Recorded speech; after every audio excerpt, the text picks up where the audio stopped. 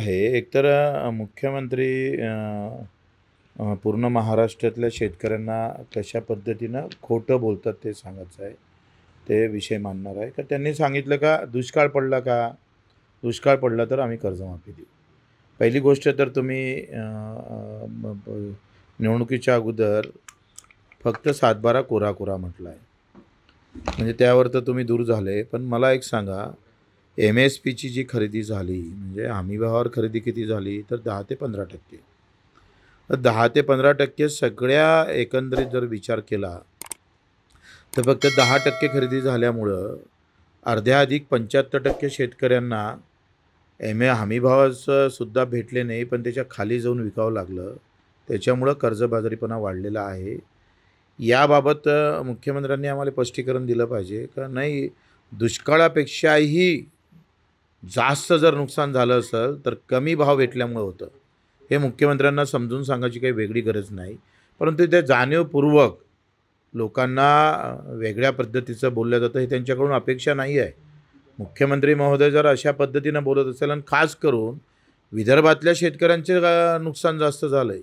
तूर उत्पादक असेल, सोयाबीन उत्पादक असणार, कापूस उत्पादक शेतकऱ्यांना तुम्ही हमीभावानं खरेदी करूच शकले नाही, हे स्पष्ट आहे. आणि तुम्ही दुष्काळाची वाट पाहत असाल तर याच्यासारखं दुर्दैवी गोष्ट नाही आहे. का आता आमचे मुख्यमंत्री दुष्काळ भेटल्याशिवाय कर्जमाफी होणार नाही असं सांगून जात असेल, तर हे सगळ्यात म्हणजे आमचं शेतकऱ्यांना आता कर्जमाफीसाठी दुष्काळाची वाट पाहावं लागेल, प्रार्थना करावं लागेल. का देवा आता दुष्काळ घाल आणि आमची कर्जमाफी त्या निमित्तानं होऊ दे. हे अत्यंत दुर्दैवी बयान मुख्यमंत्र्यांनी केलेलं आहे, त्याचा आम्ही निषेध करतो. दुसरी गोष्ट आहे का 3 गोष्टी आम्ही समोर मांडतो. कर्जमाफी असेल, तुम्ही हमी भावाच्या 20% बोनस देणार म्हणून म्हटलं होतं. मग 20% बोनस आता तुम्ही देणार आहे का नाही देणार आहे? आता जे सप्टेंबरमध्ये आमचा माल निघणार आहे, त्याला 20% बोनस देणार की नाही देणार ते स्पष्टीकरण करा. बावनकुळेंनी करावं. तिसरं आहे पेरणी ते कापणीपर्यंत सगळे कामं एम-आर-जी-एसमध्ये.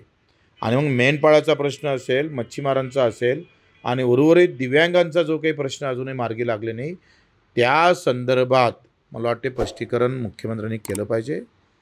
नाही केलं तर आंदोलन मात्र तय आहे. ते आंदोलन कसं राहणार आहे, ते आज आम्ही 4 वाजता आमचे वसंतराव नाईक जे मुख्यमंत्री होते, त्यांच्या समाधीस्थळी आम्ही जाहीर करणार आहोत.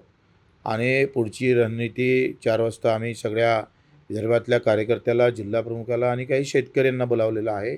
काही नेत्यांना पण बोलावलेलं आहे. आणि ते 4 वाजता आम्ही येणारी खरं तर नागपूरमध्येच आता घेरण्याचा आम्ही प्रयत्न करू. आणि आता आंदोलन करून सोडणार नाही, तर जेथपर्यंत प्रश्न सुटणार नाही, तेपर्यंत त्याला लावून धरण्याचं काम करू. जो आहे तो अजित पवारांनी पत्रकारांना केला. आता चौथ्यांदा जर चूक केली तर माफ करणार नाही कोकणना, असं अजितदादांनी म्हटलं. एकीकडे अजितदादाच अभय देत असल्याचं बोललं जाते. आता काय गेम फसला मला माहीत नाही. एकतर कोकांटेजोड काही अजितदादाचे काही गोष्टी मला वाटते लपल्या असेल आणि म्हणून ते धाडस करत नाही. नाहीतर दादाची दादागिरी आजकाल चालत नाही आहे. सरकारमध्ये चालत नाही आणि त्यांच्या पक्षामध्ये ते चालत नाही असं दिसतं आहे.